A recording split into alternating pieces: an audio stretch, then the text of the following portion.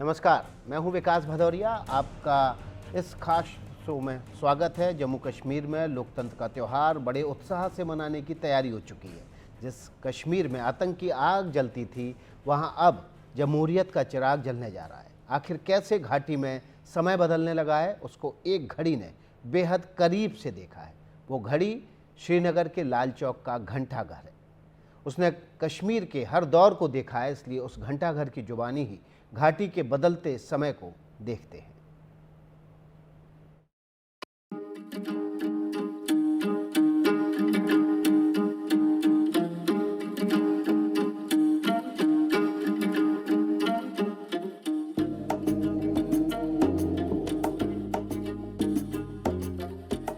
जिसे धरती की जन्नत कहते हैं, उस जन्नत के दिल में बैठा मैं सिर्फ एक घंटाघर नहीं हूं, बल्कि इतिहास को वर्तमान और भविष्य से जोड़ने वाला वो समय हूं जिसने कश्मीर के हर रंग को देखा है।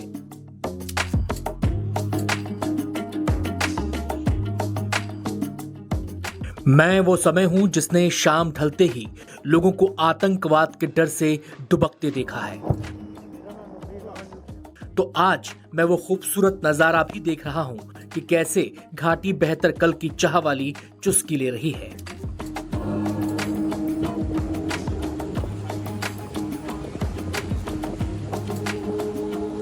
डल झील का किनारा हो और साथ में एक कप चाय हो तो क्या बात हो। यहाँ पर हम डल झील के किनारे ही हैं और यहाँ पे हमें कुछ शिकारा वाला मिले हैं जो साहब एक नून चाय हमें दिखाएंगे। नून चाय जो है वो कश्मीर की स्पेशलिटी होती है, ये गुलाबी रंग की होती है।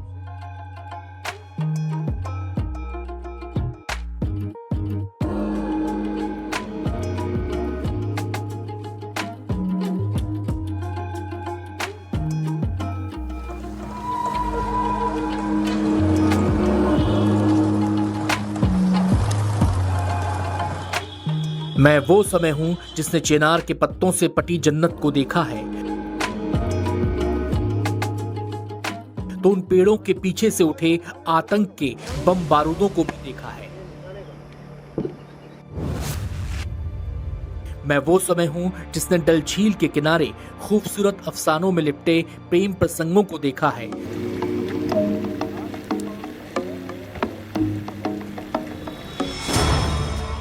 तो नफरत और आतंक की बंदूक चलते भी देखा है।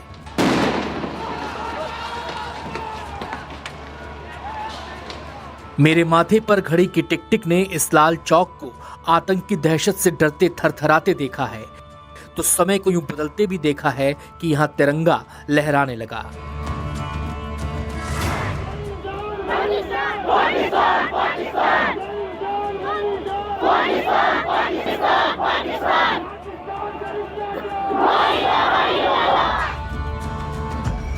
मैंने बड़े संताप के साथ ऐसे नारों को सुना जो हिंदुस्तान के खिलाफ लगाए गए। तो यहीं पर मैं आज लोकतंत्र को फलते फूलते भी देख रहा हूं। Elections in J&K will be held in 3 phases. So this is a shorter period. 20th of August, just the next day of the Amarnath Yatra being complete, the 19th, would be the date of notification for the first phase. Second phase would be on 29th of August and the statutory period of nominations and all. Poll being on 25th of September. And phase 3, nomination on 5th of September and every voting finishing on 1st of October. अनुच्छेद 370 के सभी खंड लागू नहीं होंगे सिवाय खंड 1 के।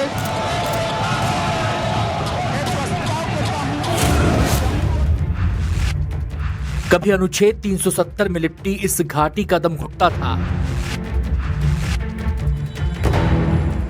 आज खुली हवा में ये घाटी जमहूरियत की नई सांस ले रही है।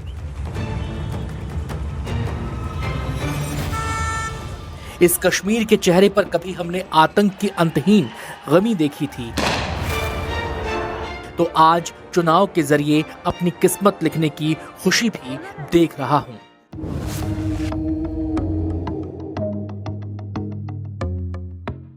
मैंने लाखों कश्मीरी पंडितों को मुड़ कर देखते और फिर पलायन करते हुए देखा है, तो उनको फिर से वापस लाने की कोशिशें भी मेरी नजरों के सामने ही हुई हैं।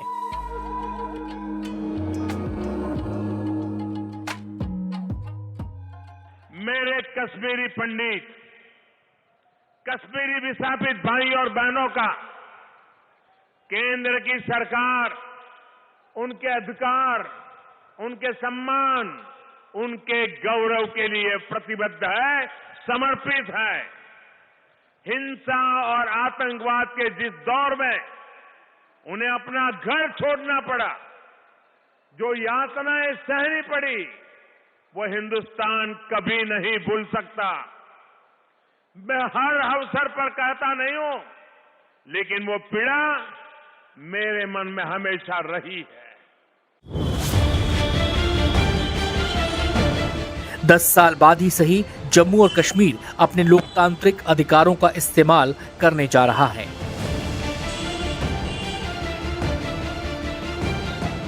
मैं यहां से देख रहा हूं और मैं कह रहा हूं कि कांग्रेस पार्टी के कार्यकर्ता ने हिंदुस्तान के लोकतंत्र को बचाया है, डेमोक्रेसी को बचाया है। अभी 1-2 और कदम लेने हैं, वो आप ले लोगे, मगर आपने इस चुनाव में कॉन्स्टिट्यूशन को और हिंदुस्तान के लोकतंत्र को बचाया है। इसके लिए मैं आप सबको दिल से बधाई देना चाहता हूं। एक तरफ घाटी अपनी परंपराओं से जुड़ी हुई है, जहां हर सुबह तमाम तरह के ब्रेड से होती है।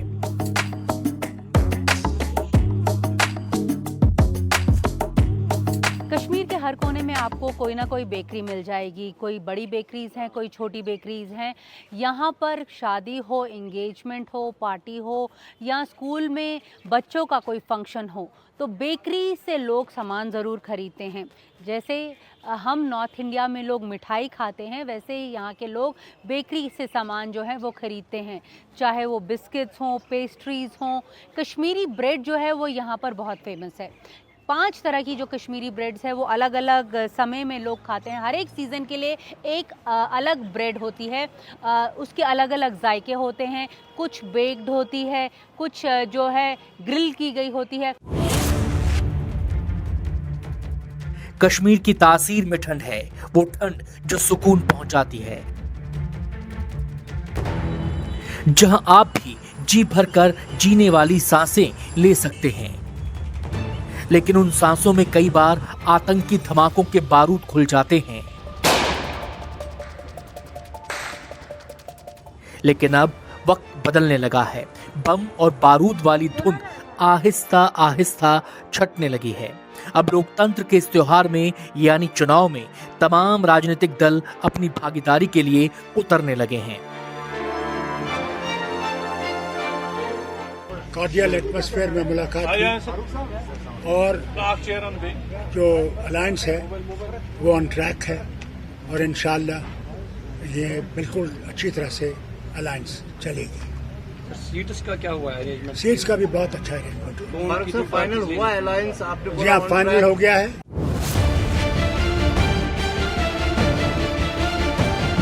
खासकर युवाओं में मैंने देखा कि वो चुनाव में बढ़ चढ़कर हिस्सा ले रहे हैं। 25 साल से 38 साल के वो नौजवान जिनके कंधों पर बंदूक थमाने की साजिशें मैंने कई बार देखी हैं, आज उन्हीं हाथों में वो ललक पैदा हो गई है कि वो कश्मीर की बागडोर संभाल सके। इसलिए चाहे कांग्रेस एनसीपी गठबंधन हो, चाहे पीडीपी हो या फिर बीजेपी, घाटी में अपने लिए संभावनाओं के फूल खिलाने में सभी जुटे हुए हैं। कश्मीर के मौसम में ये वो समय है जब कमल का फूल खिलता है। आप मेरे पीछे नगीन लेक में देख सकते हैं कि कितने कमल के फूल जो हैं इस वक्त खिले हुए हैं। ये नगीन लेक जो है दल का दूसरा छोर बताई जाती है और वहाँ पर ये कमल के फूलों की खेती होती है। तो ये खेत है जहाँ पर हम आपको अभी ये नज़ारा दिखा रहे हैं। कमल के फूल खिलाने की जो भारतीय जनता पार्टी की कोशिश है वो कामयाब होगी कि नहीं होगी। जिन लोगों ने घाटी के कंधों पर बंदूकें रखने की साजिश रची, उन लोगों को घाटी ने हाशिए पर फेंक दिया है। मैं साफ साफ देख रहा हूं कि लोकतंत्र का ये चुनावी पर्व कश्मीर की खूबसूरती को और ज्यादा बेनजीर बना रहा है।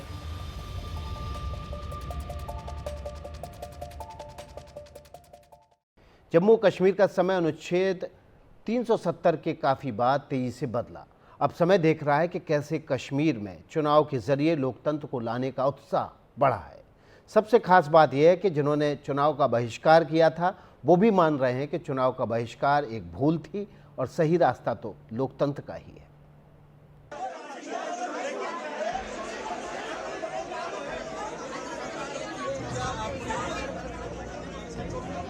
इस तस्वीर के कई पहलू हैं। कोई कहेगा ये बगावत है, टिकटों के लिए महत्वाकांक्षा पर छिड़ी मार है। मैं समय हूँ और मेरी नज़र में ये लोकतंत्र को लेकर हिस्सेदारी की बेचैनी है।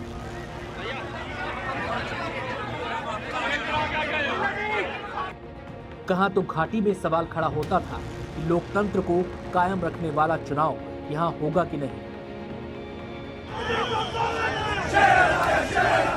वहाँ चुनाव में हिस्सेदारी के लिए तमाम राजनीतिक दल बढ़ चढ़कर हिस्सा ले रहे हैं। प्रधानमंत्री नरेंद्र मोदी की सरकार जब दूसरी बार आई तो 5 साल पहले 5 अगस्त 2019 को जम्मू और कश्मीर में अनुच्छेद 370 को खत्म कर दिया गया। तब सवाल उठा कि ये लोकतंत्र को मजबूत बनाएगा या मजबूर। जवाब सामने है। चुनाव के लिए सबका उत्साह साफ साफ दिखाई दे रहा है।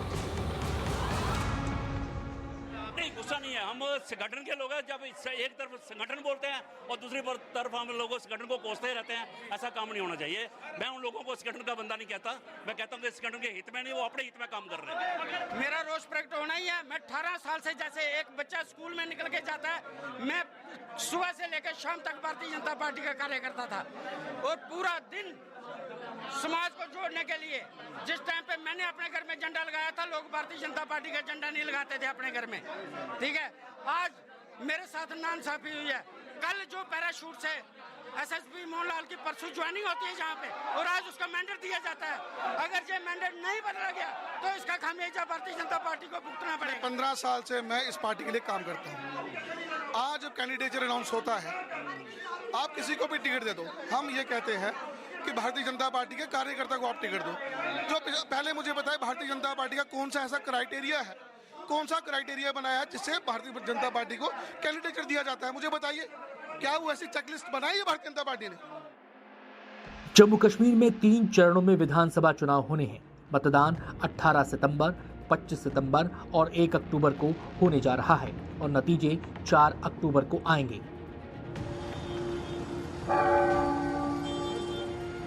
जम्मू और कश्मीर की राजधानी श्रीनगर के लाल चौक पर खड़ा मैं वो समय हूं जिसने राज्य में कई बार चुनाव होते देखा है। कई बार चुनावों को लहूलुहान होते भी देखा है तो कई बार शांति से लोकतंत्र के इस त्योहार को मनते भी देखा है। अब की बार मैं साफ साफ देख रहा हूं कि घाटी में भी चुनाव को लेकर लोगों में जोश है। इस बात से कोई फर्क नहीं पड़ता कि कौन किस पार्टी से लड़ रहा है। जैसे बीजेपी में टिकट को लेकर उतावले लोग दिखे, उसी तरह धरती की इस जन्नत में जमहूरियत का चिराग जलाने की तमन्ना ने कांग्रेस और नेशनल कॉन्फ्रेंस को एक कर दिया। 1987 के बाद पहली बार दोनों पार्टियां मिलकर चुनाव लड़ रही हैं। हम दोनों जमातें मिलके उन ताकतों के खिलाफ लड़े जो यहाँ लोगों को बांटने की कोशिश कर रहे हैं, न सिर्फ रियासत में बल्कि सारे मुल्क में। और हिंदुस्तान इंडियन गठबंधन जो है वो बना इसीलिए था कि हम लोग उन फोर्सेस को जो कम्युनल डिवाइड और मुल्क को टुकड़ा करना चाहते हैं उनसे लड़े जाए। आज खुशी की बात है कि हम लोगों ने नेगोशिएशंस पूरे कर दिए हैं और बड़ी ही अच्छे कॉर्डियल एटमॉस्फेयर में हम लोग ने जो है कोऑर्डिनेशन कर दिया है और कांग्रेस और नेशनल कॉन्फ्रेंस इकट्ठे इलेक्शन लड़ेंगे। जहां मैं हूं, इसी श्रीनगर में दिल्ली से कांग्रेस के अध्यक्ष मल्लिकार्जुन खड़गे और राहुल गांधी आए थे। फारूक अब्दुल्ला और उमर अब्दुल्ला से मुलाकात की, फिर केसी वेणुगोपाल और सलमान खुर्शीद आए, फिर से बात की। मामला इस बात पर फंसा था कि घाटी की 47 सीटों में नेशनल कॉन्फ्रेंस कांग्रेस को 7 सीटें दे रही थी और कांग्रेस 10 से कम पर राजी होने के लिए तैयार नहीं थी। उसी तरह जम्मू में नेशनल कॉन्फ्रेंस जितनी सीटें चाहती थी उसके लिए कांग्रेस तैयार नहीं थी। आखिरकार कांग्रेस और नेशनल कॉन्फ्रेंस इस बात के लिए तैयार हो गए कि एनसी 51 सीटों पर लड़ रही है जबकि कांग्रेस 32 सीटों पर। अब इससे ज्यादा लोकतंत्र की मजबूती का सबूत और क्या मिल सकता है कि जिस उमर अब्दुल्ला ने जम्मू कश्मीर के पूर्ण राज्य का दर्जा बहाल होने तक विधानसभा चुनाव के बहिष्कार की घोषणा की थी, उसको उन्होंने अपनी गलती माना। वो खुद गांदरबल सीट से चुनाव लड़ रहे हैं। मैं देख रहा हूं कि नेशनल कॉन्फ्रेंस और कांग्रेस का गठबंधन हो, चाहे पीडीपी हो या फिर बीजेपी हो, इन दलों से आगे जिन लोगों ने कभी बंदूक की वकालत की थी वो भी आज जम्मू कश्मीर के चुनाव में हिस्सा ले रहे हैं। 22 साल के अबरार रशीद इन दिनों बहुत व्यस्त हैं। उनके पिता इंजीनियर रशीद जेल में हैं तो उनकी अवामी एतिहाद पार्टी के लिए अबरार गली गली जाकर वोट मांग रहे हैं। जी देखिए, बिल्कुल हमारे लिए ये बहुत मुश्किल टास्क था, लेकिन देखिए फिर जब लोग निकले, लोगों का साथ था, तो फिर जब लोग चाहते तो वो कोई भी तख्त जो है वो पलट सकते हैं। मैंने हालांकि कभी अपने वहम गुमान में भी नहीं था कि मैं कभी ऐसे इलेक्शन कैंपेन करूंगा, और वो भी पार्लियामेंट इलेक्शन की, और वो भी तब कि जब मेरे वालिद साहब जेल में हो। तो वो जेल में थे, वो एक बुनियादी वजह बनी कि हमें कैंपेन जो है वो करनी पड़ी, वरना हम पढ़ाई कर रहे थे, हमें इसके साथ कोई लेना देना नहीं था। हमारे वालिद साहब ने हमेशा सियासत से हमें बहुत दूर रखा था, तो एक मजबूरी थी। वो हमने उम्मीद की थी कि जिस तरह से अरविंद केजरीवाल को जो है इलेक्शन कैंपेन के लिए पैरोल पे छोड़ा गया था, शायद रशीद साहब को भी छोड़ दिया जाएगा, लेकिन ऐसा कुछ हुआ नहीं। तो फिर हमें जो है वो कैंपेन करने के लिए निकलना पड़ा, और फिर जो लोगों का एक रुझान था, ख़ास तौर पर जो नौजवान को हमने इस इलेक्शन प्रोसेस में लाया।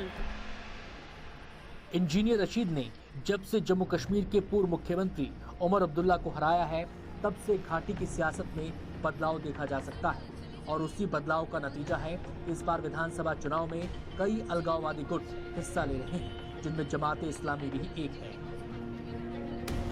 आप ये बताएंगे कि अगर जमात पे बैन हटी होती तो आप क्या जमात के बैनर तले ये इलेक्शन लड़ते?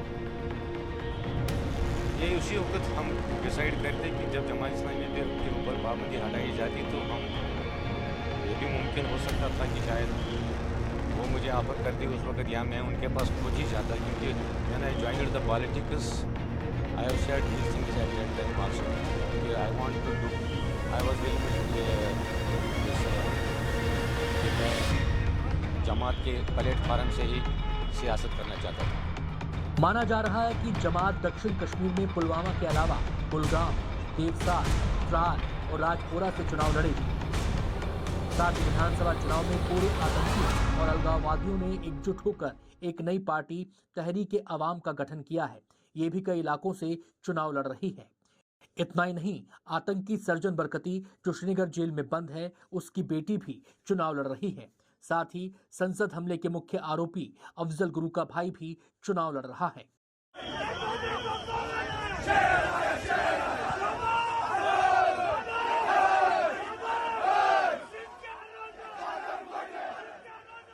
दूसरी ओर ऐसे भी कई उम्मीदवार हैं जिन पर यूएपीए के तहत मामले हैं, जैसे पीडीपी के यूथ विंग का लीडर वाहिद पारा भी है, जिस पर एनआईए ने 4 साल पहले मामला दर्ज किया था। अनंतनाग से लोकसभा का चुनाव हारने के बाद वो पुलवामा से विधानसभा का चुनाव लड़ रहा है।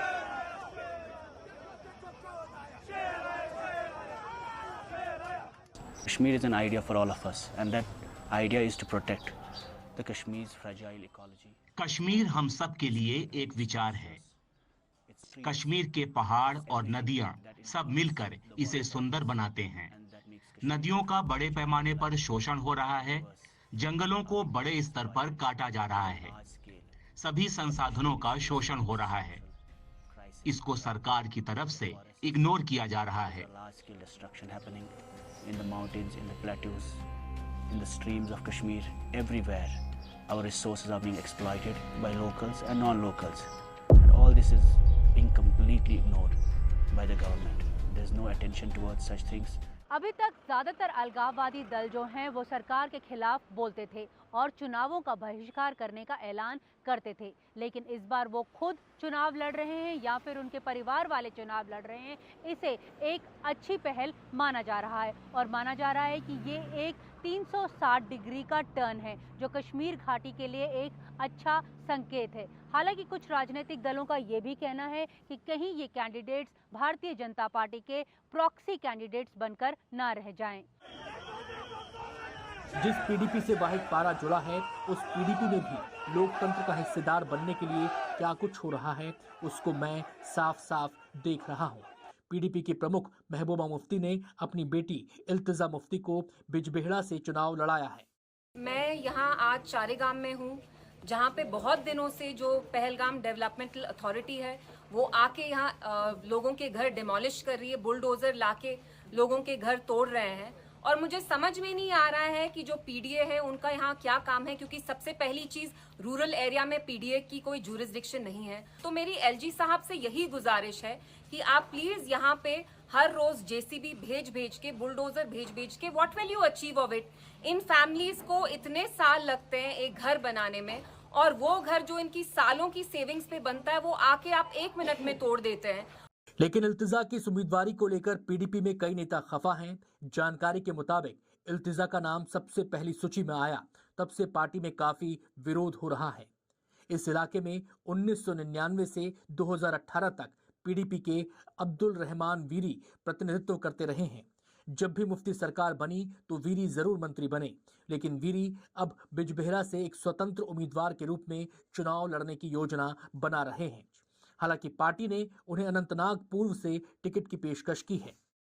अमन तो कब्रिस्तान में भी होता है, मगर इज्जत से अमन, जिसमें लोग जिए, बात करें, सर उठा के चले, तो हम उसी अमन को चाहते हैं। और मुझे खुशी है कि आज कमर साहब हमारे साथ दोबारा जुड़ गए हैं और मुझे उम्मीद है कि ये पीडीपी की जो हमारा एजेंडा है, पीडीपी की जो हमारी ख्वाहिश है कि जम्मू कश्मीर के लोगों को इस मुसीबत से, इस दलदल से निकालना है, उसमें पूरी मदद करेंगे।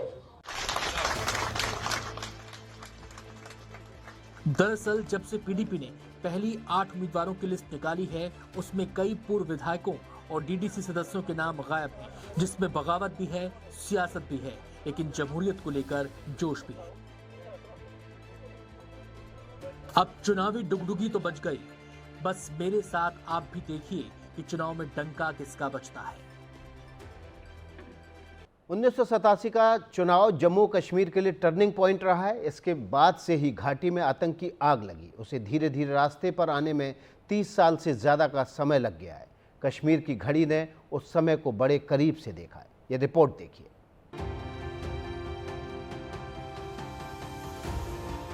लंबी कतारों में छुपी है बदलते सूरत हाल, यानी जमहूरियत की कहानी। रोशन उम्मीदें अब खुद करेंगी गोया अपनी तकदीर बयानी। जमहूरियत के जश्न में आपकी शिरकत, जमहूरियत के जश्न में आपकी शिरकत, दुनिया देखेगी नापाक इरादों के शिकस्त की कहानी। मुख्य चुनाव आयुक्त ने जो कुछ कहा उसका सच हमें तो पहले से पता है। लाल चौक के घंटाघर के रूप में हमने जम्मू और कश्मीर में तमाम बड़े बदलावों को देखा है। मैंने देखा कि शेर कश्मीर के नाम से मशहूर शेख अब्दुल्ला की सरकार कैसे चली थी, कैसे गई थी, तो मैंने उनके बेटे फारूक अब्दुल्ला की राजनीति को अपनी आंखों के सामने ही छोटी से बड़ी होते देखा। जिस कांग्रेस के साथ नेशनल कॉन्फ्रेंस का आज गठबंधन हुआ है, यही गठबंधन 37 साल पहले हुआ था। तब सामने अलगाववादी ताकतें भी थीं। 1987 के उस विधानसभा चुनाव में घाटी में इतना खून बहा था कि उसके बाद से घाटी लहूलुहान रहने लगी।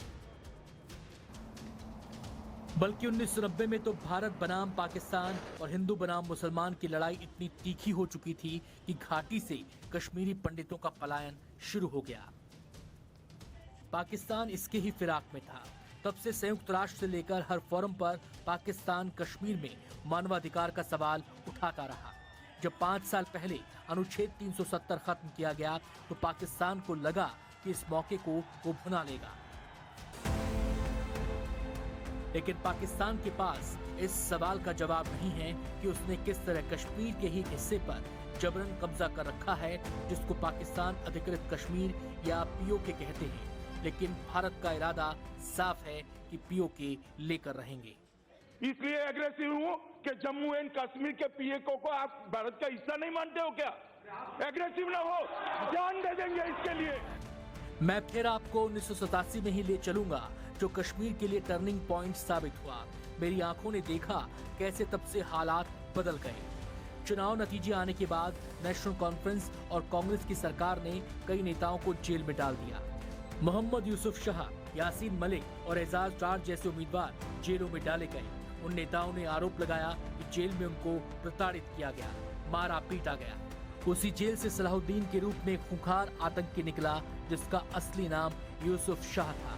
यूसुफ शाह को लगता था कि उसको चुनाव में जबरन हराया गया है। उसके बाद हिजबुल मुजाहिदीन बनाकर वो अंतर्राष्ट्रीय स्तर का आतंकवादी बन गया। उसी तरह जेल से रिहा होने के बाद यासीन मलिक भी पहले पाकिस्तान गया और फिर जम्मू और कश्मीर लिबरेशन फ्रंट का प्रमुख बन गया। इसी तरह एजाज डार ने भी हथियार उठा लिया और तत्कालीन डीआईजी अली मोहम्मद बटाली की उनके घर पर ही हत्या कर दी गई। खूंखार आतंकियों के कारण 3 दशक तक कश्मीर हिंसा की आग में धधकता रहा, लेकिन अनुच्छेद 370 के खात्मे के बाद भारत सरकार ने घाटी में अमन शांति की नई पहल की। हालांकि बीच बीच में जम्मू और कश्मीर में चुनाव भी हुए, गठबंधन भी बने, लेकिन असल सवाल यही था, घाटी कब आतंक मुक्त होगी।